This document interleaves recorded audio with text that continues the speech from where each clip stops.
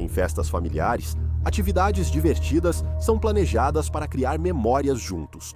A família Jones decidiu explorar cavernas em Nutty Putty, mas eles não faziam ideia da perda devastadora que sofreriam. Este é o relato fatal da tragédia na caverna Nutty Putty. John Jones se preparava para se divertir com a família ao explorarem a caverna Nutty Putty no deserto de Utah, perto de Salt Lake City. Ele nunca tinha visitado essa caverna, mas ele e seu irmão Josh passaram a juventude explorando cavernas em Utah. Ele se considerava um espeleólogo experiente, embora suas explorações tenham diminuído nos últimos anos. Ele havia se casado, tido um filho e atualmente era estudante de medicina na Universidade da Virgínia. Isso tornava a rotina agitada e restava pouco tempo para explorar cavernas. No feriado de Ação de Graças, ele voltava para casa para relaxar com a família. Eles planejaram um dia de caminhada e exploração na Nutty Putty, que é considerada por muitos como uma caverna para iniciantes. As principais áreas da caverna atraíam todos, como a sala do labirinto, com túneis e aberturas ao redor de grandes rochas. Havia uma grande área inclinada chamada de escorregador, onde toda a sala descia, em um ângulo de 45 graus, com uma corda para te guiar para baixo. Esse sistema de cavernas estava bem mapeado na maioria das áreas transitáveis. Havia também áreas conhecidas mais desafiadoras, como o canal de parto ou o rastejo da aorta. Essas áreas eram apertadas e difíceis, por isso, só espeleólogos experientes tentavam passar por elas. Mesmo com os desafios conhecidos, as pessoas ainda acabavam presas em passagens apertadas nesses túneis. Nutty Putty foi reaberta ao público após anos fechada devido a espeleólogos presos nas passagens difíceis. Elas eram transitáveis para alguns, mas outros percebiam que seus ombros ou quadris simplesmente não passavam, não importava o quanto tentassem se puxar contra a rocha. Depois de se enfiar no espaço estreito, eles ficavam completamente presos, precisando de ajuda séria para sair de ré, centímetro por centímetro. Por causa desses resgates, uma nova entrada com permissão passou a ser exigida, listando 2 espeleólogos experientes por grupo. Josh obteve permissão para um grupo explorar na terça, antes do Dia de Ação de Graças, 24 de novembro de 2009. A esposa grávida de John, Emily, ficou em casa com a filha de 1 ano, Lizzie, para ter uma noite tranquila com os sogros.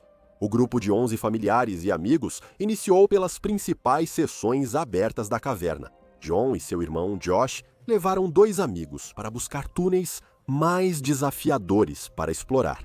Eles ouviram histórias sobre o canal de parto e consultaram o mapa para localizá-lo. Era conhecido por seu corredor longo e apertado, especialmente estreito no final. Se você conseguisse passar pela parte mais estreita, haveria uma pequena sala no final, onde poderia ficar em pé e se virar.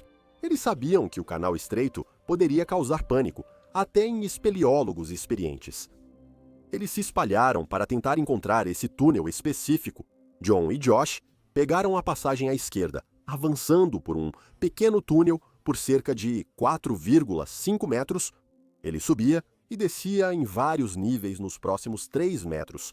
Havia saliências de rochas e passagens estreitas, que faziam o espeleólogo torcer o corpo em várias posições para passar ombros, quadris e, por fim, girar as pernas na direção certa. Não era simplesmente uma questão de puxar o corpo com força por um buraco apertado. Essa área era chamada de saca-rolhas, porque poucos, pequenos e flexíveis, usavam todas as habilidades para manobrar lentamente pelas contorções que causavam pânico. Depois da área do saca-rolhas, a passagem sobe por mais uns 1,5 metros. Depois desce por uma saliência de pedra com uma curva acentuada, de 90 graus para a esquerda. Até agora, os espeleólogos usavam essa pequena área, depois do saca-rolhas, para se virar, se necessário, e voltar pela seção difícil. Há 5 anos, Brock Clark, de 16 anos, ficou preso nessa parte do saca-rolhas. Ele tinha apenas 1,70 metros de altura e pesava 64 quilos, mas ficou preso quando tentou se virar. Os socorristas levaram 14 horas para libertá-lo. John estava exatamente no local onde Brock ficou preso, tentando se virar. John, com 1,80 e 3,91 metros, sabia que não podia se virar nessa parte do túnel. Ele estava em um espaço de 30 centímetros de altura sem área lateral para se encolher ou virar. Ele avançou até a saliência e se espremeu por cima. Era um espaço apertado para passar, mas ele achava que conseguia ver que abria mais lá embaixo. Ele encolheu a barriga e se empurrou pela passagem apertada, puxando-se para frente nas pedras à sua frente. Ele, agora, se movia de cabeça para baixo, em um ângulo descendente, mas parecia haver espaço à frente para virar. John não sabia, mas ninguém havia atravessado esse parapeito antes. Ele estava em território desconhecido. Apesar de estar em uma posição extremamente apertada e desconfortável, John manteve a calma. Ele tinha certeza de que haveria uma abertura à frente. O tempo todo, ele achava que estava em alguma parte do canal de parto, onde muitos espeleólogos já tinham se sentido presos no túnel apertado, mas acabavam ficando bem assim que chegavam do outro lado. Após passar por uma área estreita, ele deslizou em direção ao fundo do túnel. Ele tentava fazer uma parada de mãos, segurando o corpo e descobrindo como o empurrar para trás. Ele não conseguia se virar e estava de cabeça para baixo, com a gravidade puxando seus 90 quilos contra a força dos braços. Ele gritou para o irmão Josh e disse para ele não segui-lo, mas voltar para fora. Eles analisaram as opções dele e decidiram que avançar era a melhor ideia. Ele desabava sobre os ombros e a cabeça e precisava agir para sair dessa posição. A lanterna de cabeça revelou um buraco à frente que podia levar a um espaço maior. Ele se sentiu mais esperançoso, pensando que ririam dessa desventura no jantar de ação de graças. Ele fez a leve curva e seguiu em direção ao buraco, exatamente como ele acabou entrando. Nesse túnel é desconhecido. Acredita-se que ele tenha escorregado, batido a cabeça e ficado preso no espaço apertado. Outra hipótese é que ele olhou o buraco, mas interpretou errado, pensando ser uma abertura e não uma fenda sem saída. De todo modo, John foi parar numa pequena abertura no fundo do túnel, que era muito estreita, só 45 por 25 centímetros, pouco maior que a tela de um notebook. John ficou praticamente de cabeça para baixo, em um ângulo de 70 graus. Ele passou um tempo tentando se empurrar para cima e sair desse buraco. Foi exaustivo. Seus braços estavam presos em uma posição inútil, um dobrado sob o peito e o outro preso em uma pedra ao seu lado.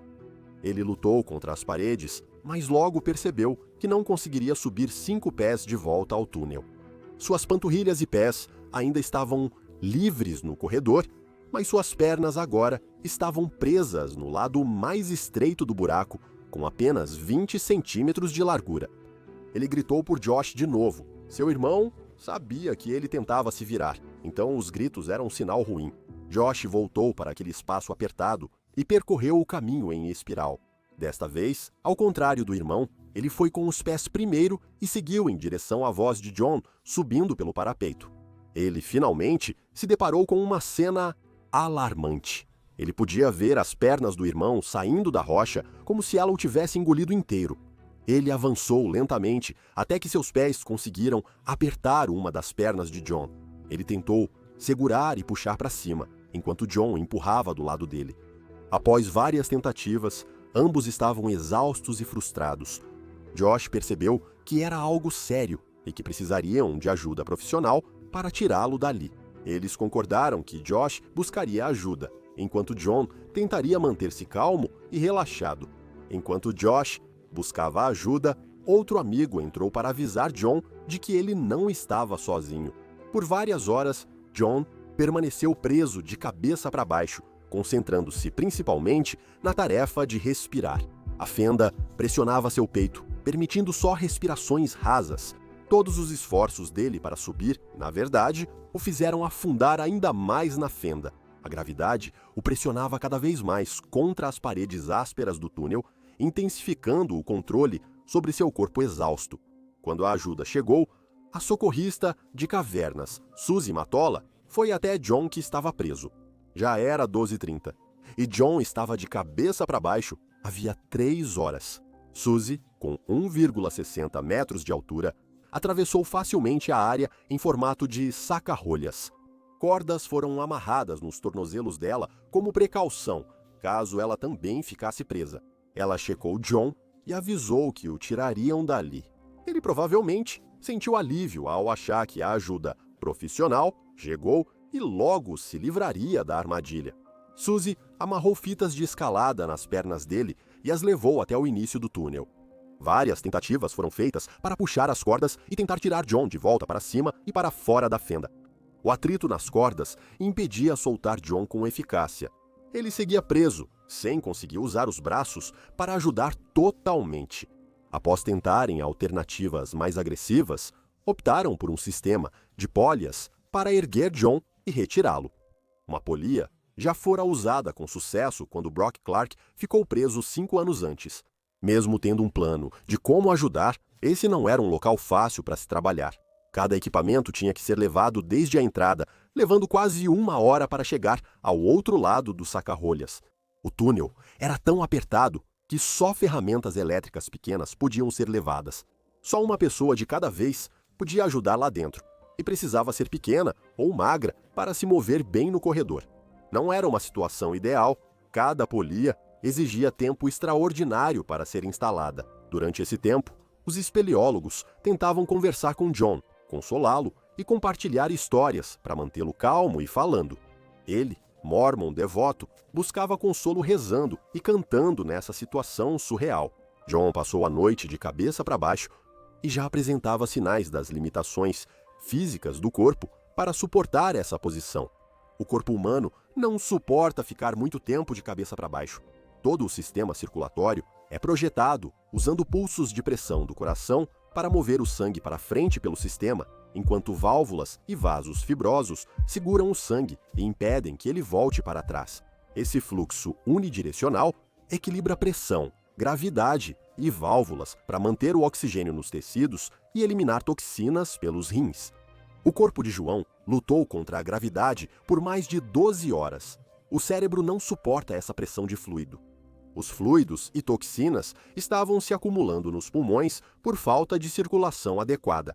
Seus órgãos estavam pressionando seus pulmões e cada respiração era um esforço exaustivo para músculos que não foram feitos para esse tipo de trabalho. Sua respiração estava ficando mais lenta e ele estava completamente exausto pelo esforço. Durante a noite, ele foi de calmo e lúcido a agitar as pernas descontroladamente e ter alucinações. Era angustiante para os socorristas. Estavam impotentes, exaustos e também se sentiam presos. O ar nas cavernas era quente e úmido. Respirar calmamente era difícil quando estavam restritos. Mas os socorristas sabiam que podiam sair se precisassem. John não tinha esse luxo.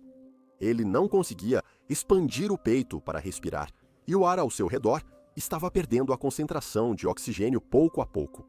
Durante esse tempo, um sistema de telecomunicação com fio foi levado até onde John estava preso. Sua esposa falou com ele, encorajando-o a aguentar firme e ter fé. John a assegurou de que logo estaria com ela. Só às 4 horas daquele dia é que finalmente conseguiram colocar as roldanas no lugar para movê-lo. Ryan Shirts estava no túnel quando o sistema ficou pronto para testes. John ficou preso na abertura. Então Ryan empurrou suas pernas enquanto a equipe puxava de fora. Cada puxão o movia centímetro por centímetro para fora do buraco. A essa altura, as pernas de John estavam em uma dor excruciante. Uma corda estava presa às suas pernas há horas, enquanto os socorristas tentavam ajudá-lo a sair. Elas estavam azuis e sem pulso, mas a cada puxão ele pedia para parar, pois seus nervos estavam muito sensíveis. Eles fizeram uma pausa para lhe dar um momento para se recompor e então tentaram novamente. Parecia estar funcionando. John, finalmente, estava sendo puxado para fora daquele buraco. Ele foi levantado para Ryan olhar para baixo, fazer contato visual e passar um tubo para ele beber Gatorade. Esse esforço estava indo extremamente devagar e todos estavam exaustos pelo trabalho difícil.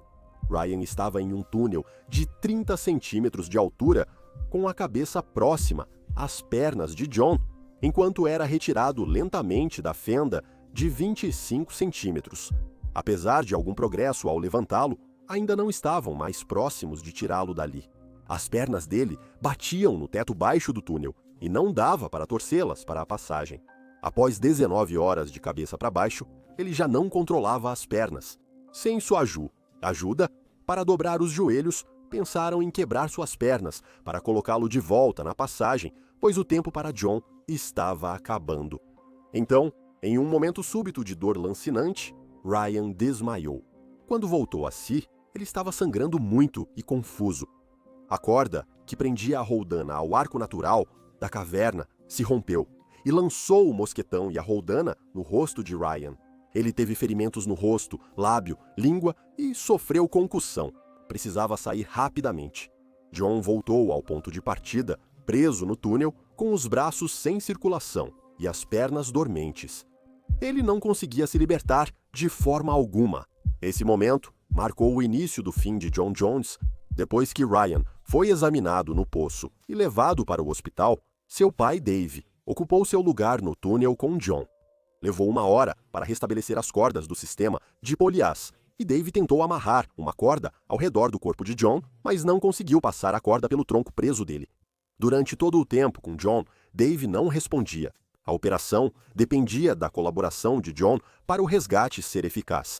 Não havia como levantar seu corpo de 90 quilos e 1,80 metro sem que ele empurrasse e tentasse se apoiar de alguma forma. Ao tentar amarrar John, Dave acabou preso por 15 minutos. O esforço desesperado deles para salvar esse homem colocou ele e o filho em perigo. Era uma realidade devastadora. Depois que ele se empurrou de volta para o túnel de 30 centímetros, estava exausto e teve que sair. Brandon Covales ocupou o lugar dele e trouxe o sistema de telecomunicação para a família de John falar com ele. Emily pediu para ele descansar após tanto esforço e reafirmou seu amor. Ela ainda acreditava de verdade que ele sairia, mas Brandon podia ver o que ela não conseguia. John não respondia mais, e nenhum sinal de vida podia ser ouvido. Horas antes, Ryan relatou as respirações com gargarejo que John enfrentava. Agora reinava silêncio.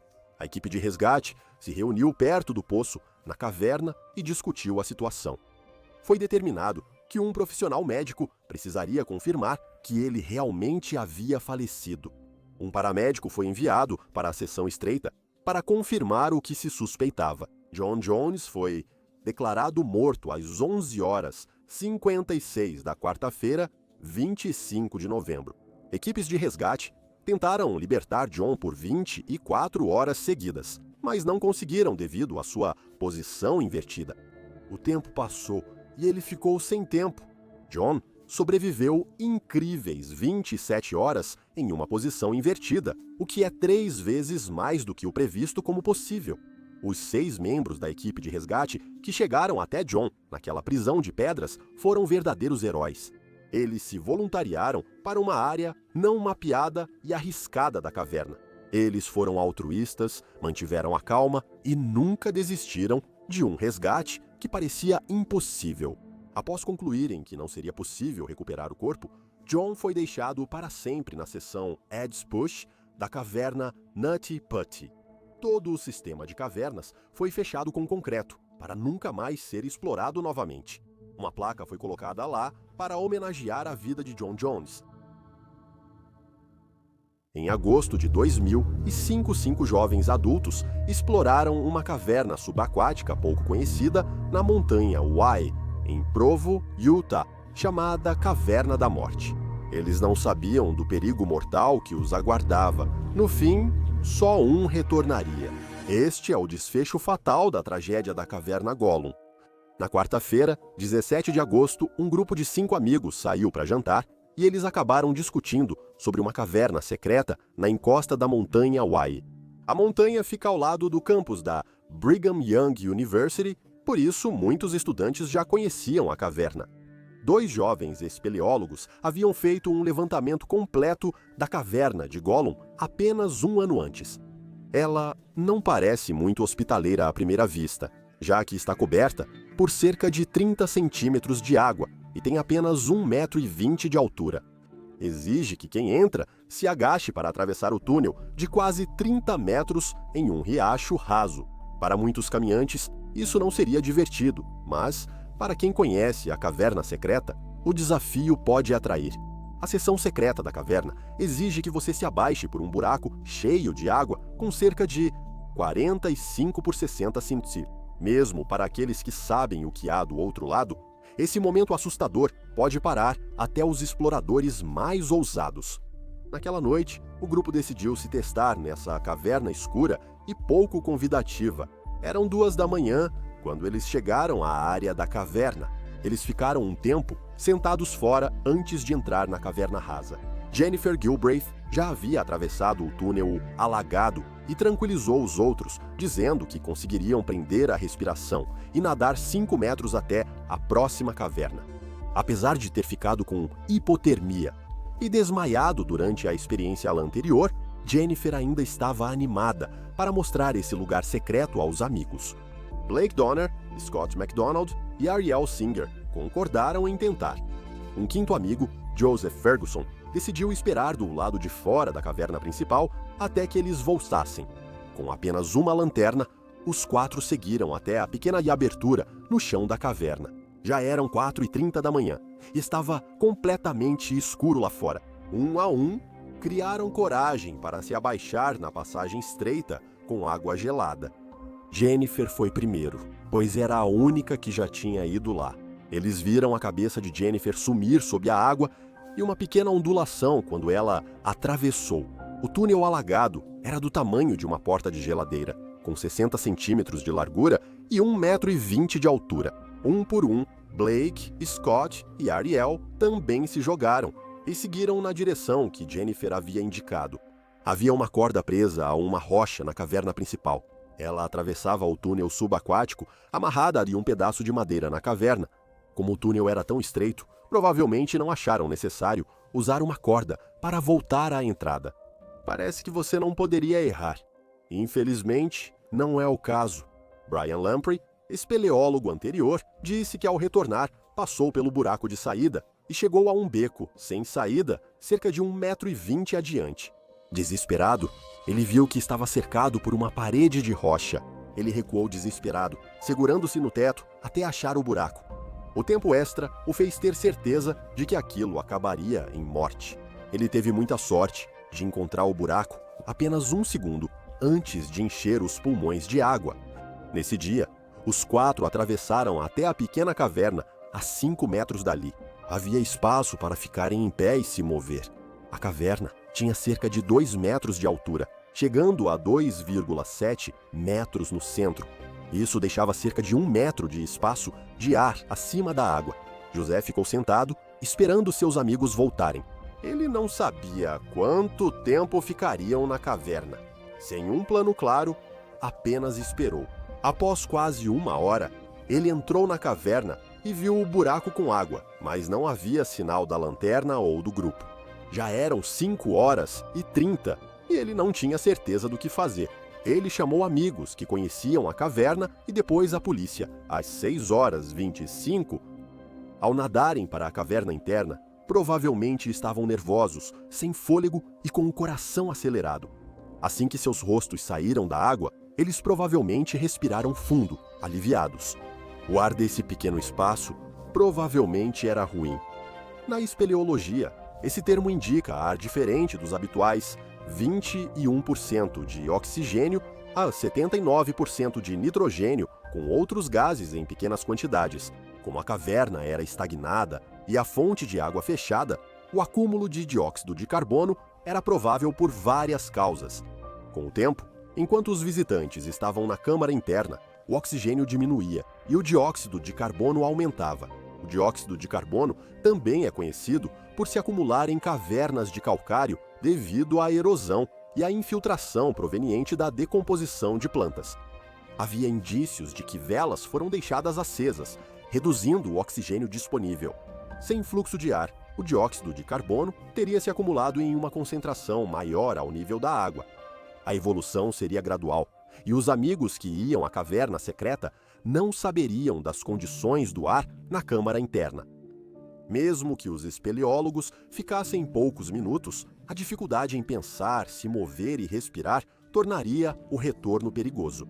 Dentro da caverna, eles logo perceberam que não conseguiam respirar e deveriam voltar imediatamente. Como o buraco de entrada era tão pequeno, apenas uma pessoa por vez podia atravessar o túnel estreito e se puxar para cima pelo buraco de saída. Jennifer saiu primeiro, mas não conseguiu encontrar o buraco de saída antes de ficar sem ar. Ela provavelmente tinha menor capacidade de prender a respiração e pensar criticamente. Se o nível de oxigênio estivesse perto de 10-12% na caverna, ela teria apenas 60 segundos de fôlego antes de desmaiar. Sem a corda em sua mão, achar a abertura seria um frenético esforço, tateando o teto do túnel. Na caverna, os outros três não saberiam que Jennifer lutava por sua vida. Eles ficaram no escuro, no ar sufocante da caverna. Depois de contar por 30 ou 60 segundos, Ariel seria o próximo a sair da caverna secreta. Com apenas 2 ou 3% de dióxido de carbono, sua respiração dobraria. Ela tentou respirar fundo antes de mergulhar o rosto na água. Com seu último impulso, ela nadou rápido e estendeu a mão para achar a abertura. Seria surreal sentir o corpo do seu amigo nesse túnel escuro e estreito. Era para ser uma passagem livre, porque simplesmente não havia espaço para duas pessoas empurrarem suas cabeças pela abertura apertada. Em pânico, Ariel ficou desesperado por ar e talvez não percebesse que sua amiga estava inconsciente e perto da morte. Nesse momento, Blake e Scott já estariam respirando o ar ruim por mais minutos no escuro. Cada um deles já estaria sentindo os efeitos do baixo oxigênio, do alto dióxido de carbono e do pânico associado a um ambiente tão desconfortável para respirar. Após esperar, o próximo amigo entrou no túnel estreito e alagado. Já debilitado, Blake queria atravessar nadando esse trecho o mais rápido possível. Ele teria ficado tão perturbado ao encontrar as duas garotas ainda flutuando na água à sua frente. O alarme imediato te deixaria sem saber para onde ir. O buraco estaria logo à frente da pessoa à sua frente. Ele percebeu que Ariel não se movia e precisou empurrá-la para o buraco para salvá-la.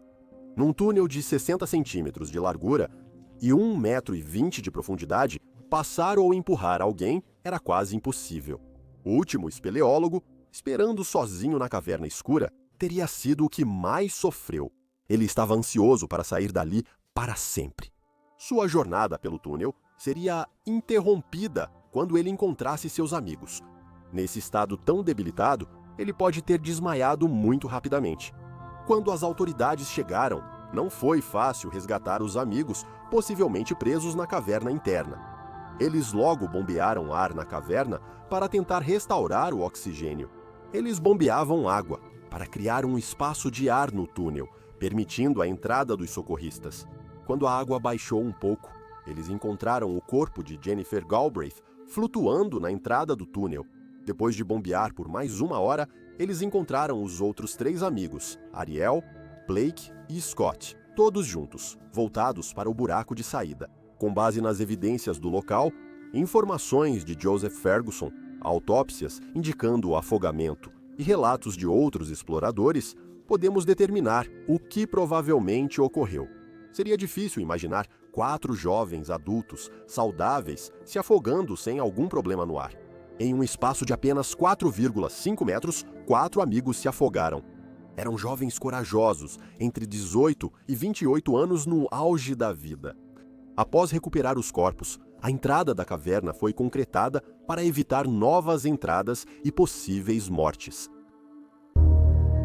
Quando 6 homens entraram em um sistema de cavernas apertado para ajudar em um importante trabalho de mapeamento, eles pensaram que teriam um dia de aventura nos túneis profundos das cavernas Mossdale. A dura realidade do que eles enfrentariam é absolutamente impressionante. Este é o desdobramento fatal da tragédia nas cavernas de Mossdale. Em junho de 1967, exploradores entraram nas cavernas de Mossdale para explorar e limpar passagens profundas, visando futuros mapeamentos.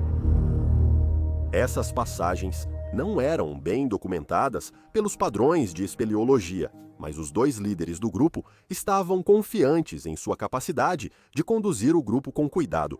Dave Adamson, de 26 anos, e seu amigo Jeff Boyhall já haviam explorado Mossdale várias vezes. Esse sistema de cavernas não era muito para turismo. Havia pouquíssimos lugares onde uma pessoa podia ficar totalmente em pé. Era, basicamente, rastejar exaustivamente ou se espremer por espaços úmidos, cheios de pedras e lama. Por isso, após algumas horas, 4 membros do grupo, 2 homens e 2 mulheres, voltaram como planejado. A noiva de Dave Adamson era uma dessas espeleólogas ocasionais. Morag Forbes estava empolgada por se casar com Dave em menos de um mês. Os aventureiros, que queriam apenas um dia leve de exploração, saíram da caverna por volta das 5 horas. O céu estava nublado, mas nada parecia claramente ameaçador. Dave, Jeff e 4 amigos espeleólogos seguiram nas profundezas subterrâneas com equipamentos e ferramentas. Colin Vickers, John Ogden e Bill Frakes eram espeleólogos experientes. Aos 17 anos, Michael Ryan era o mais jovem do grupo. Naquele momento do dia, os homens começavam a rastejar pela passagem Far Marathon. Esse túnel, claustrofóbico, tem mais de 270 metros, o equivalente a 3 campos de futebol, com rocha estreita e um pequeno fluxo de água no fundo. A passagem Far Marathon só permite passagem em um sentido, pois mede apenas 45 por 30 centímetros, mal cabendo uma pessoa média. Imagine rastejar em um espaço pouco maior que a tela do seu computador. Ombros pressionados para frente, sem espaço para abrir os braços ou alcançar a cintura ou as pernas. Virar-se não é uma opção. Depois que você se espreme lá dentro, está comprometido por pelo menos 1 hora. Perto da maratona e longe da maratona, são rastejamentos de 900 pés cada. Há uma pequena área de 1,5 metro entre as duas, onde o espeleólogo pode ficar parcialmente em pé antes de começar a próxima sessão. Na última sessão de longe da maratona, os homens enfrentam um estreitamento ainda maior e um difícil aperto para atravessar. O objetivo era acessar a próxima seção da caverna para limpar passagens e possibilitar um mapeamento mais detalhado. Morag voltou à entrada para ver se os homens tinham terminado, mas não viu o sinal dos espeleólogos saindo. A chuva tinha começado a cair, mas nada muito alarmante. No subsolo, preparavam-se para liberar as passagens, mas notaram que os riachos aumentaram e o nível da água subterrânea subia. Isso chamaria a atenção deles, mas talvez não fosse visto como ameaça real à missão. Em algum momento, os níveis de água se tornaram preocupantes. Os homens teriam ouvido o aumento do volume da água, além de sentirem a água subindo aos seus pés. Sabendo que estavam a 3 horas da entrada, decidiram encerrar o trabalho naquele dia. Dave conhecia o sistema de cavernas melhor que qualquer um, então sabiam que ele os guiaria em segurança. Eles não faziam ideia de quanta água vinha em sua direção. Morag retornou à entrada da caverna às 9h pela última vez. Ela ficou completamente horrorizada ao ver um lago de água acumulado ao redor da entrada do sistema de cavernas. Estava submersa e inacessível. O medo e desespero dela impulsionaram uma corrida frenética de quase 5 quilômetros por ajuda. Os homens voltavam pelo corredor da maratona. Embora o nível da água tivesse subido, eles não tinham escolha, a não ser voltar para uma câmara mais alta o mais rápido possível. A distância extrema, numa câmara apertada, provavelmente causava pânico com a forte corrente de água vindo em sua direção. Toda a experiência deles dizia para se moverem com calma, mas de forma eficiente, para superar essa realidade intimidadora. Eles tinham certeza de que sairiam em uma câmara mais alta. Michael e Jeff foram os primeiros a passar pela parte estreita do caminho de volta. Um corpo mal conseguia passar por algumas partes desse corredor. Os espeleólogos tiveram que literalmente se espremer pelas pedras e se puxar para frente apenas com a força dos braços. As botas de borracha deles iam raspando nas laterais para ajudar a ganhar impulso e avançar o mais rápido possível. Dessa vez, a água viria direto no rosto deles, em vez de seguir atrás. Jeff Boyhall já conhecia o vai e vem da água em Mossdale. Com certeza, ele sabia que um esforço rápido em Far Marathon levaria ele e Michael com segurança além da passagem arriscada e para a câmara maior acima. Os outros 4 homens preparavam seu equipamento para entrar em Far Marathon. Agora, o fluxo de água estava se tornando mais alarmante. Dave Adamson estava confiante de que sabia onde esperar a enxurrada causada pela tempestade. Esses espeleólogos experientes começaram seu avanço, com toda a bem à pressa em mente. Jeff e Michael começaram a lutar contra a enxurrada de água que enfrentavam no estreito corredor.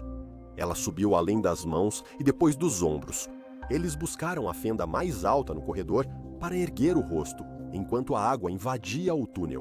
Michael perguntou ao Jeff o que fazer e para onde ir.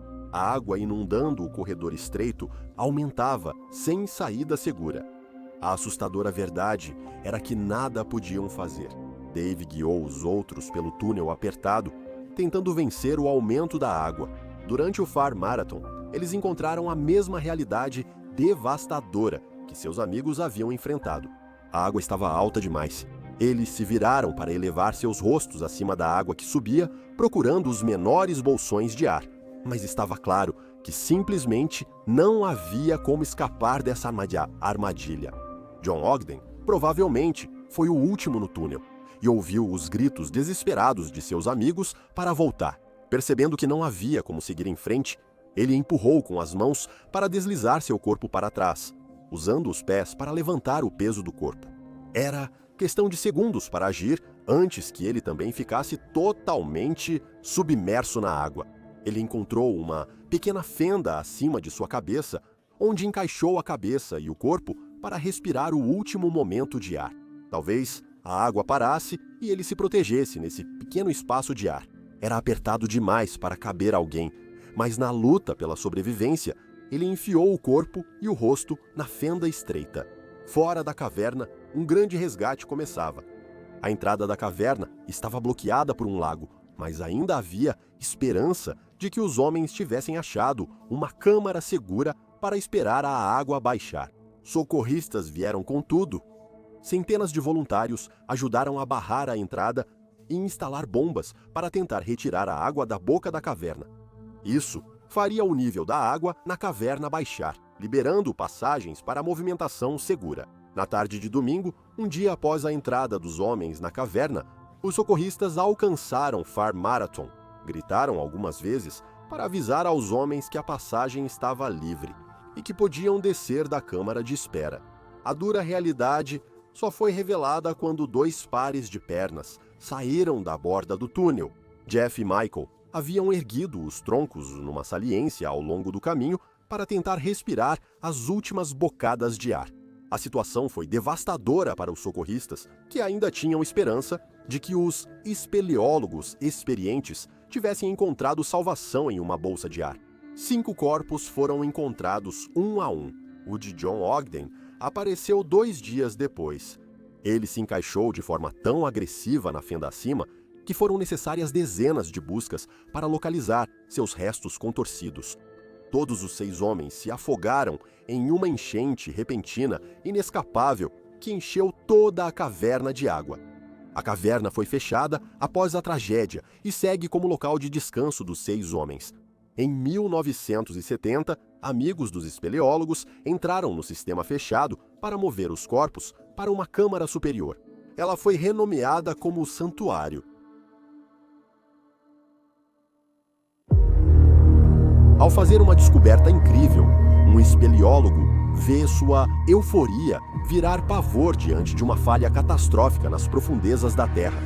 Este é o desfecho fatal da tragédia de Floyd Collins. Floyd Collins sentia-se elétrico. Ele conseguiu abrir o corredor bloqueado em que trabalhava na caverna de areia. Um túnel estreito em espiral levou a esse momento de descoberta. Na sexta-feira, 30 de janeiro, após semanas removendo pedras, cascalho e areia, ele conseguiu abrir espaço para tentar passar por uma fenda sob o corredor. Ao se empurrar pela fenda, ele deslizou pela parede e caiu cerca de 2,5 metros no chão de uma grande caverna. Até aqui, foi basicamente rastejar, se espremer e avançar devagar. Ele precisaria alargar o caminho e reforçar paredes e teto que desmoronavam, mas com o tempo conseguiria transformar o local em destino turístico pago. Esse era o sonho de Floyd finalmente se tornando realidade. Infelizmente, a lamparina a gás que ele usava para se iluminar estava começando a ficar sem combustível. Ele subiu apressado pela parede e puxou-se pela fenda estreita, deitando-se na passagem inclinada que levava aos outros 43 metros de túnel. Ao empurrar a lanterna, a superfície irregular travou a base e virou a lamparina. A luz se apagou, e Floyd teria que percorrer o restante do caminho na completa escuridão. Ele se deitou de costas e deslizou pelas pedras ásperas usando as pernas. Ele sabia que precisava se mover com cuidado para atravessar o túnel que fez. Na escuridão, ele encostou o pé na parede, sem saber que cometeria um erro grave. Ele empurrou o corpo de volta ao escorregador e um forte estrondo de pedras e poeira tomou o túnel apertado. Floyd gritou de dor ao engasgar com os detritos empoeirados. O desmoronamento seguia enquanto ele, com dor, tentava soltar a perna esquerda presa como um torno. Ele percebeu, chocado, que seus braços estavam tão presos quanto as pernas. Floyd estava preso em um túnel de 40 centímetros de altura e em um buraco a mais de 42 metros de profundidade. Foi uma dor chocante, mas não era a primeira vez que Floyd ficava preso em cavernas. Um ano antes, ele levou 2 dias para sair da caverna de cristal, sua primeira grande descoberta. Desta vez, ele estava totalmente sozinho. Era sexta de manhã e não esperava que alguém fosse procurá-lo tão cedo. Ele se esforçou e lutou contra o monte que o enterrava, sem absolutamente nenhum movimento em seu pé esquerdo. Ele estava preso sob uma grande pedra e muitos destroços. Seus braços estavam enterrados entre pedras, cascalho e terra ao redor. Seu corpo na pequena passagem. Floyd respirou fundo para se acalmar e começar o longo processo de espera. Alguém acabaria procurando por ele e veria sua jaqueta e chapéu pendurados na entrada da caverna. A escuridão e o silêncio tornavam as gotas em seu rosto ainda mais irritantes. Uma gota de água caía lentamente em seu rosto às vezes. Um pouco de areia caiu da cavidade acima e se acumulou em sua posição impossível. Após horas preso, deitado e forçando seus músculos contra as pedras imóveis, ele adormeceu para ter um pequeno alívio desse pesadelo. Ao acordar, Floyd foi trazido de volta à sua situação insana. Estava totalmente escuro e seu rosto molhado, sem como enxugar a água. Ele balançou a cabeça de um lado para o outro, seu único movimento. Ele gritava às vezes, esperando que alguém viesse ver como estava.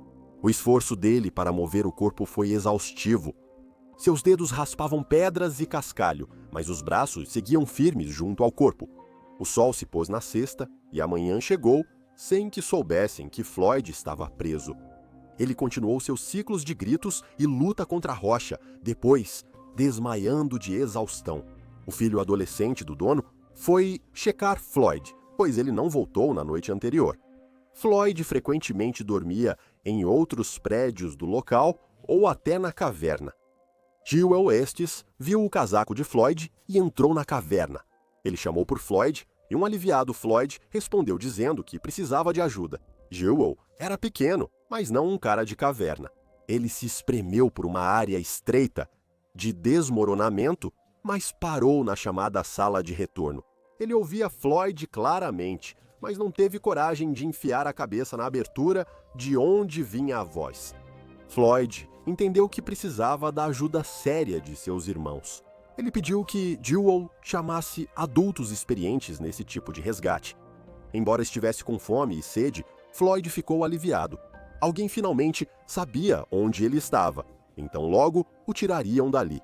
Ele sabia que já havia passado mais de 24 horas nessa posição. A água pingava em seu rosto, enquanto a dor no pé persistia constantemente. Ele aguardou horas até que um de seus irmãos chegou à caverna. Ele entrou para ver o que acontecia, mas não alcançou onde Floyd estava preso. Depois de mais de 30 metros, rastejando e se esgueirando, o buraco estreito estava bem na sua frente. Tinha quase 23 centímetros de altura, igual a uma folha de papel. Era assustador tentar colocar a cabeça ali, mas fisicamente impossível para homens maiores. Chamaram Homer, irmão mais novo de Floyd. Aos 22 anos, ele era pequeno e tinha alguma experiência nas cavernas com Floyd. Às 16h de sábado, Homer chegou e entrou na caverna para ajudar o irmão. Homer percebeu que seu irmão estava há 30 horas sem comer ou beber e em situação grave, já que ainda não conseguira se libertar. Homer passou pelo primeiro bloqueio estreito e atravessou os 30 metros até a sala de retorno. Os outros voltaram aqui, mas Homer não tinha escolha. Seu irmão mais velho estava preso do outro lado desse pequeno buraco, então ele ia entrar. Floyd gritou e orientou Homer sobre o caminho à frente nos próximos 8 metros. Era uma passagem estreita e plana, com um fundo rochoso e irregular. O rastejar não era fácil e exigia que Homer avançasse com os dedos dos pés, arrastando-se de barriga para baixo. Acima do deslizamento até Floyd, havia uma pequena pedra para apoio.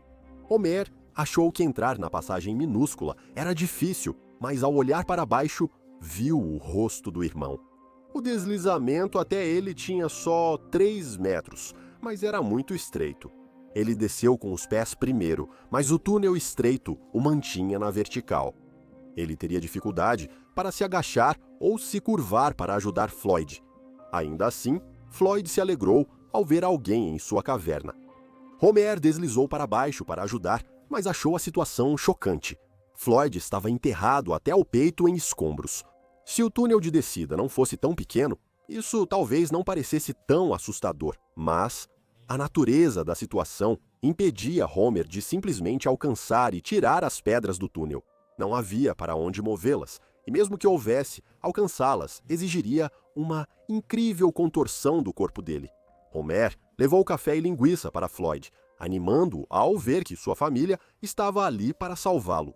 Homer subia e descia o poço, tentando puxar Floyd, mover pedras para liberar o braço dele e cavar o chão do poço para poder se agachar e alcançar o túnel de Floyd.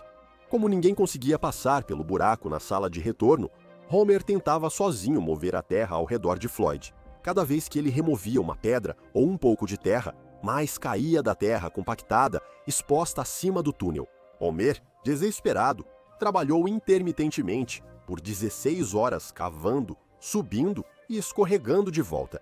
Ele forçou o corpo na posição mais desconfortável possível, agachado e esticando-se, tentando fazer algo que melhorasse a situação de Floyd. Eram 8 horas da manhã de domingo quando Homer saiu da caverna. Ele precisou de ajuda porque mal conseguia andar devido ao esforço que tinha feito. Ele desabou e implorou para que alguém descesse para ajudar a desenterrar seu irmão. A multidão já começava a se formar enquanto Homer estava debaixo da terra. A notícia de que Floyd estava preso se espalhou e moradores se reuniram para tentar ajudar. Homens entraram pelos túneis da caverna e alcançaram a sala de retorno. Alguns, com medo, voltaram na hora. Parecia um buraco desmoronando, com rochas penduradas sobre a abertura. Alguns dos homens colocaram suas lanternas dentro do buraco e observaram a distância e as condições do túnel apertado. Eles sabiam que Floyd estava preso devido a um desmoronamento. Então, entrar ali seria tolice. Havia outros que estavam dispostos a tentar, mas simplesmente não conseguiam passar pela pequena abertura. Durante o domingo, a multidão discutia formas de libertar Floyd e entrava e saía dos túneis da caverna sem passar pelo estreito aperto. Ninguém conseguiu alcançar Floyd durante todo o domingo para lhe dar água, comida ou conforto. Já fazia 3 dias que estava preso, o que foi um choque para Floyd. Ele agradeceu pela comida e bebida, mas sua situação não melhorou. Seus braços seguiam presos, o pé esmagado, e não havia um plano claro para tirá-lo dali. Floyd sentia-se fraco e com frio, deitado numa poça de água fria e lama entre pedras irregulares. A temperatura do corpo dele caía e ele ficava mais fraco a cada dia, totalmente à mercê dos que estavam do lado de fora. Homer, exausto, acordou e percebeu que ninguém conseguia alcançar seu irmão. Ele pegou um balde, um pouco de café e voltou à caverna. Seus músculos doíam e o corpo estava machucado de tanto se arrastar pelo túnel estreito. Seus dedos estavam em carne viva de tanto tentar tirar a pilha do irmão mais velho enfraquecido. Mas o que ele podia fazer? Ele gritou para a multidão, pedindo ajuda, e eles desviaram o olhar envergonhados, sabendo que não conseguiam passar pelo buraco ridículo que era a entrada para o resgate de Floyd. Homer passou a noite tirando pedras do deslizamento ao redor de Floyd. A notícia de um homem preso há 3 dias em uma caverna já havia se espalhado. Então, o repórter William Skits Miller veio cobrir a história em ascensão. Centenas apareceram apenas para observar as equipes de resgate reunidas, transformando aquilo em um espetáculo. Miller rastejou pelo túnel até a sala de retorno. Ele se chocou com o buraco rochoso no canto, pouco maior que uma folha de papel. Felizmente, Skits Miller era um cara magro, pesando apenas 53 quilos. Ele pensou que, se Floyd e Homer conseguiram passar, então provavelmente ele também conseguiria. A confusão de pedras mal podia ser chamada de túnel, mas Miller conseguiu passar o peito e os quadris pela abertura. Com algumas contorções, ele conseguiu passar por esse buraco menor. O caminho do outro lado tinha menos de 40 centímetros de altura, então ele apenas rastejou até uma pequena saliência. Ele via que do outro lado havia uma queda de 3 metros até onde Floyd estava preso. Após enfrentar o aperto na sala de retorno, ele agora sentia um novo medo ao olhar para baixo no escorregador. Logo após a borda, o poço era uma queda estreita, em ângulo de 30 graus, com o eixo achatado, como uma chaminé. Havia espaço para deslizar até o fundo, mas ele não conseguiria mover os braços nem se curvar para ver a armadilha de Floyd. Nesse momento, ele ia deslizar para baixo e oferecer um café para Floyd enquanto fazia suas perguntas. O rosto de Floyd estava coberto com um pano que ele logo tirou. Floyd pediu imediatamente que o colocasse novamente. A tortura das gotas d'água caindo em seu rosto já durava 3 dias e ele não suportava mais. Skits fez perguntas, deu uma bebida a Floyd e subiu de volta pelo poço até a saliência. Skits Miller ficou surpreso. Ele nunca tinha visto uma situação tão desesperadora e realmente não conseguia imaginar como iriam tirá-lo dali. Assim que saiu, ele escreveu sua história e a enviou pelos fios. Ele ficou assombrado pelo que viu. Ele ficou lá só 20 minutos e não entendia como Floyd suportava 75 horas preso. Miller confiava que os especialistas tirariam Floyd rapidamente, então deixou para eles. Apesar de muitos especialistas opinarem, quase nenhum plano viável foi proposto. Profissionais de várias áreas passaram horas analisando os diversos aspectos da qualidade do ar, temperatura, formações rochosas, tamanho e restrições na posição de Floyd. Com toda a sua experiência, nenhum deles estava disposto ou conseguia passar pelo pequeno buraco na sala de retorno. A descida de Skits Miller animou Floyd, mas já era tarde de segunda-feira, e Homer tinha sido a única pessoa que realmente havia feito algo para possivelmente libertar seu irmão. A notícia realmente ganhou força, e o país ficou cativado pelo homem preso dentro da caverna. Apesar do interesse e curiosidade, isso não ajudou no avanço do plano de resgate. O tenente Roberto Burden, bombeiro local, surgiu com um plano. Ele tentaria puxar Floyd com cordas e arnês. Era uma ideia duvidosa, mas nada mais funcionava. Homer levaria semanas removendo areia e pedra sozinho, e Floyd não tinha tanto tempo. Burden sabia do risco de até perderem o pé de Floyd, mas todos estavam dispostos a enfrentar isso. Até o próprio Floyd. Burden se espremeu no estreito poço, tornando-se apenas a terceira pessoa a ficar cara a cara com Floyd. Ele ficou surpreso com a situação de Floyd. Mal conseguia se abaixar para alcançar o túnel curto onde Floyd estava soterrado. O poço onde ele estava era como uma chaminé, impedindo-o de dobrar totalmente os joelhos ou trocar os braços de posição para cima ou para baixo. Ele teve dificuldade para colocar o arnês ao redor do peito e dos ombros de Floyd, porque muito pouco do corpo de Floyd estava totalmente exposto. Homer já tinha removido cascalho e pedras perto da parte superior do corpo de Floyd, mas mais detritos continuavam caindo. Quando terminou, Burden já suava e sentia dor pela posição difícil. Tão confiante em seu plano, Ele logo chamou Miller e Homer para entrarem no túnel, subirem na saliência e ajudá-lo a puxar. Os 3 homens puxaram com todas as forças que tinham, enquanto Floyd gritava de dor intensa. Infelizmente, o esforço não conseguiu colocar nenhuma tensão real no pé que estava preso, mas, principalmente, pressionou o rosto e o peito de Floyd contra a pilha irregular de pedras em cima dele. Ele não conseguia respirar, pois estavam literalmente o esmagando. Eram 5 horas da tarde, de segunda-feira, 2 de fevereiro, e mais um plano havia terminado em fracasso. Parecia impossível que, apesar de toda a comoção, esforço e conhecimento coletivo lá em cima, nenhum progresso tivesse sido feito para libertar Floyd. Mas isso estava prestes a mudar. Às 9 da noite, o velho amigo de Floyd, Johnny Gerald, chegou, certo de que Floyd sairia, pois sempre conseguira antes. 1 ano antes, Johnny o resgatou da caverna de cristal, onde ele ficou 2 dias subterrâneo. Johnny era espeleólogo experiente. Então, quando Floyd soube que o amigo estava ali, gritou aliviado, certo de que ele o tiraria dali. Como os que vieram antes dele, Johnny percorreu os túneis da caverna até a sala de retorno. Ele viu o buraco à sua frente e sentiu um frio na barriga. Floyd era bem menor do que ele. Johnny sempre foi um pouco robusto, mas sua força, geralmente, compensava o que lhe faltava em altura. Nesse caso, força física não era realmente uma vantagem, mas sua força mental era essencial. Ele enfiou o corpo pelo pequeno buraco, deslocando algumas pedras pequenas enquanto passava. A poeira fina que caía ao seu redor era assustadora. Ele rastejou até a beirada e olhou para baixo para ver o rosto de seu velho amigo no fundo do poço estreito. Floyd sentiu o primeiro momento de alegria em meio ao torpor. Ele foi revigorado pela esperança de que talvez conseguisse sair daquele buraco com o pé intacto. Johnny tentou deslizar o corpo para baixo com os pés primeiro, mas ficou preso no estreito poço. Ele se ajustou e empurrou, mas tinha medo de ficar preso antes mesmo de ajudar Floyd. Ficou claro que ele simplesmente não caberia. Para a maioria das pessoas, elas aceitariam que tentaram de verdade, mas o resgate teria que ser deixado para outros.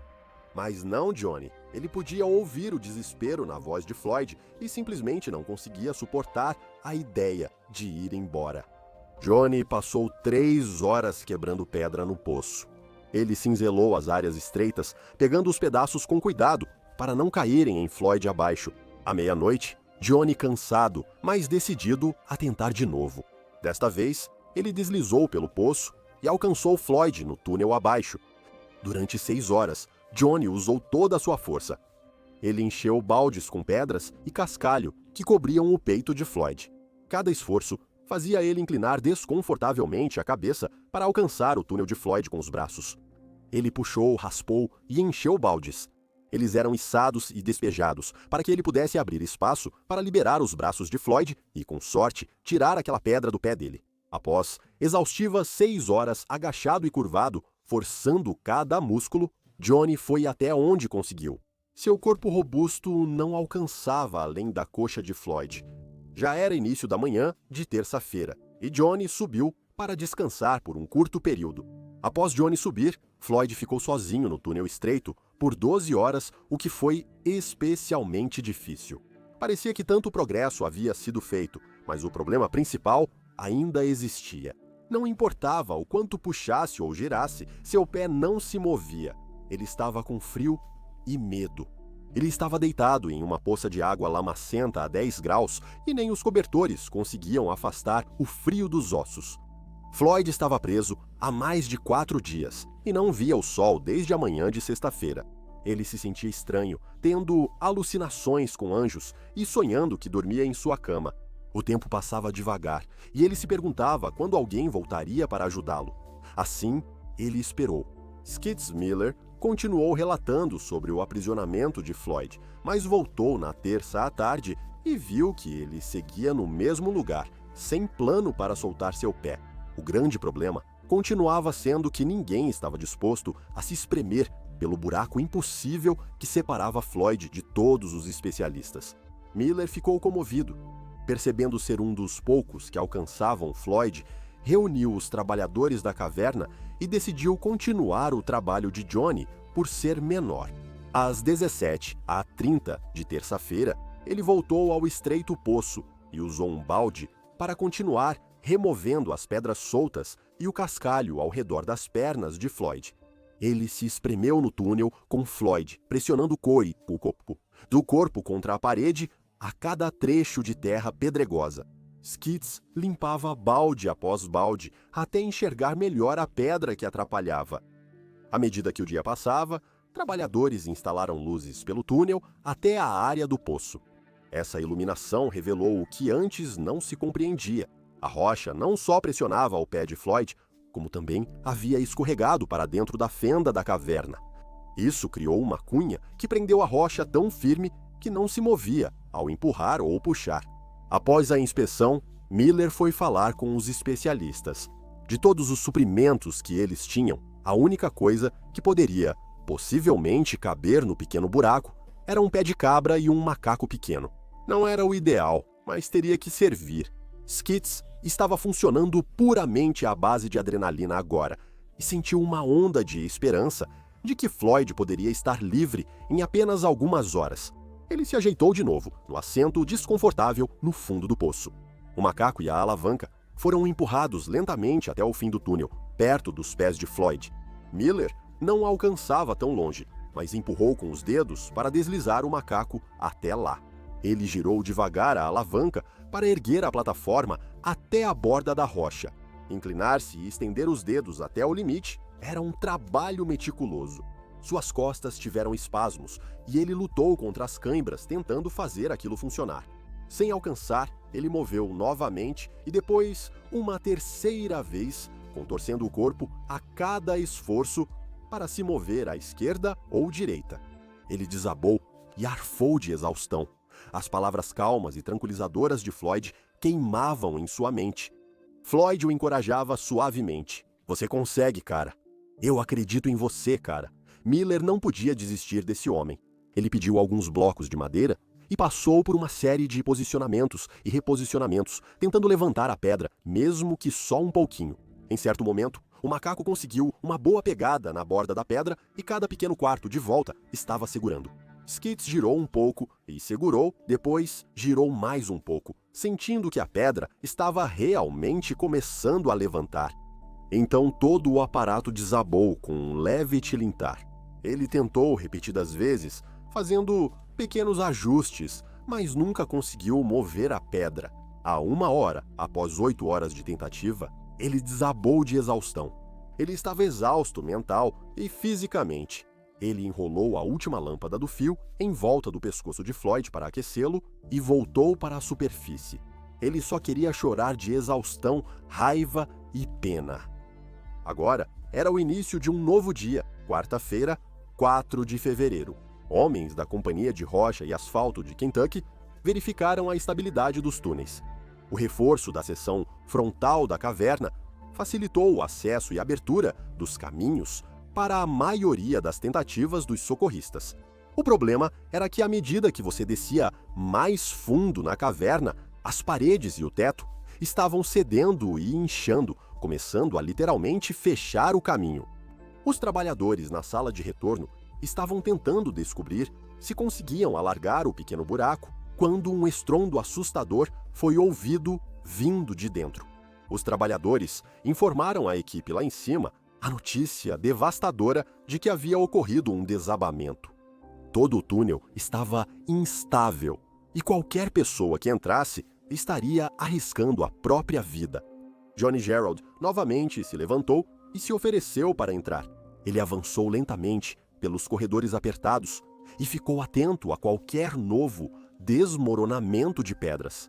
Ele chegou ao local do desmoronamento e fez o que só Johnny faria. Começou a remover as pedras. Parecia uma tarefa sem esperança, com obstáculos sucessivos.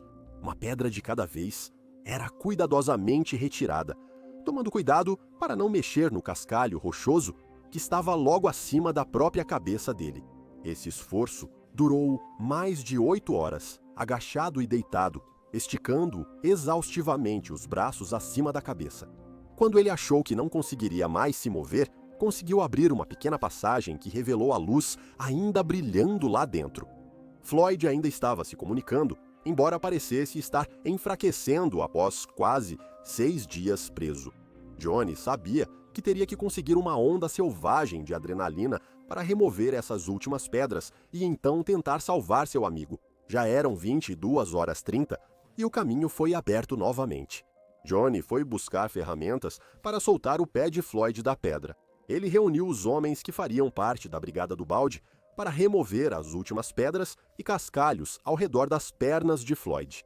Eles estavam cheios de confiança de que esse seria, de alguma forma, o esforço bem-sucedido para tirar Floyd com vida. Eles rastejaram até a sala de retorno e ficaram atônitos com o que viram. O teto desabou no corredor estreito até Floyd. O desmoronamento estava maior e mais pesado, bloqueando o único caminho com pedras, cascalho, lama e detritos. A neve derretida inchou paredes e teto, e o peso não pôde ser contido. Johnny chamou por Floyd, que respondeu. Ele estava vivo e Johnny não podia deixá-lo ali. As paredes pareciam estar se movendo e respirando, prontas para sufocá-lo a qualquer momento. Os outros homens recuaram, retornando à entrada reforçada. Johnny, sozinho, cavava na terra, esfarrapado e desesperado por algo que desse certo. Era nauseante. Se ele se virasse e fosse embora, estaria, basicamente, abandonando a única chance de resgate do amigo. Ele tirava os detritos do buraco, mas eles voltavam sem parar de uma fonte infinita acima. Pedras maiores começaram a rolar pelo monte e Johnny estava sofrendo. Ele encheu seu balde e ouviu novos estrondos. Mais sedimentos caíram sobre sua cabeça, rosto e costas. Era uma armadilha mortal. Johnny aceitou a decisão mais difícil de sua vida, mas tinha sua família. Ele voltou para bentear a entrada, enquanto mais cascalho e pedras bloqueavam o caminho. Sentou-se e chorou. Ele tinha terminado. Ficou claro que, apesar de Floyd ainda vivo no túnel estreito, entrar para resgatá-lo era inviável. O governador acionou a Guarda Nacional e o Estado assumiu o controle do resgate, planejando cavar um buraco direto até Floyd. Isso lhes daria a chance de escavar ao redor dele e trazê-lo à superfície por meio de um poço reforçado. Na quinta-feira, 5 de fevereiro, o 7º dia de seu aprisionamento, a escavação começou.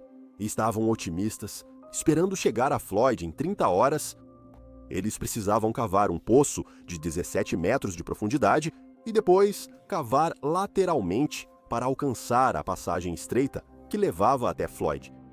O entusiasmo caiu conforme as horas viraram dias e o progresso ficou lento. Ocorreram problemas com equipamentos, desabamentos, solo duro, chuvas intensas e conflitos entre a equipe. Essa escavação de 30 horas se prolongou por mais 12 dias. Foram 12 dias inteiros de escavação. Durante esse período, havia reportagens e radionovelas sobre Floyd. Um inquérito militar investigou o fracasso do resgate inicial. Profissionais iam e vinham com várias ideias para alcançar Floyd mais rápido. Enquanto se aproximavam, acharam ouvir tosses do fundo do poço, mantendo a esperança de que Floyd ainda estivesse vivo. Ele tinha um fio de água, então era possível que ele sobrevivesse. A lâmpada pendurada em seu pescoço era monitorada para detectar alterações no pulso elétrico. Acreditava-se que havia interferência elétrica sempre que Floyd respirava. Durante dias, eles monitoraram a interferência chiada, que ocorria quase 20 vezes por minuto. Essa lâmpada também ajudava a manter Floyd um pouco mais aquecido. Na sexta-feira, 13 de fevereiro, a lâmpada que aquecia Floyd queimou. Não havia sinal algum na linha. Floyd já estava preso e sofrendo havia 2 semanas. Uma quantidade impressionante de tempo sob um pesadelo mental e físico desses. Os escavadores seguiram até 16 de fevereiro, quando romperam o túnel e entraram no poço da caverna. O primeiro homem a cruzar o túnel estava a poucos metros de Floyd. Logo foi determinado que Floyd estava morto. O legista desceu e fez a constatação formalmente. Constatação da morte. Ele afirmou que Floyd viveu cerca de 14 dias preso no túnel. Ele parecia morto há só 3 dias. Foi impressionante. Após o último desmoronamento, Floyd ficou sozinho na caverna por 9 dias, com apenas um fio de água e um braço antes de morrer. Floyd era um talentoso explorador de cavernas, numa época em que descobrir uma caverna turística significava tudo para sua família. Ele passou semanas dedicando 12 horas diárias buscando um lugar especial para comercializar. No fim, ele achou o que queria, pois a Caverna de Areia e Floyd Collins ficaram famosos. A nação lamentou sua morte e ficou chocada com a forma dolorosa e prolongada como ocorreu. A paixão de sua família, amigos e até de estranhos para ajudar Floyd a escapar era realmente palpável. Os esforços heróicos ao descerem para o aperto de pedras e terra devem ser lembrados junto com a vida e paixão de Floyd. O corpo de Floyd foi levado meses depois para a fazenda da família e enterrado perto de sua caverna de cristal. Após a aquisição da caverna pelo Serviço Nacional de Parques, ele foi sepultado no cemitério Batista da Caverna Mammoth.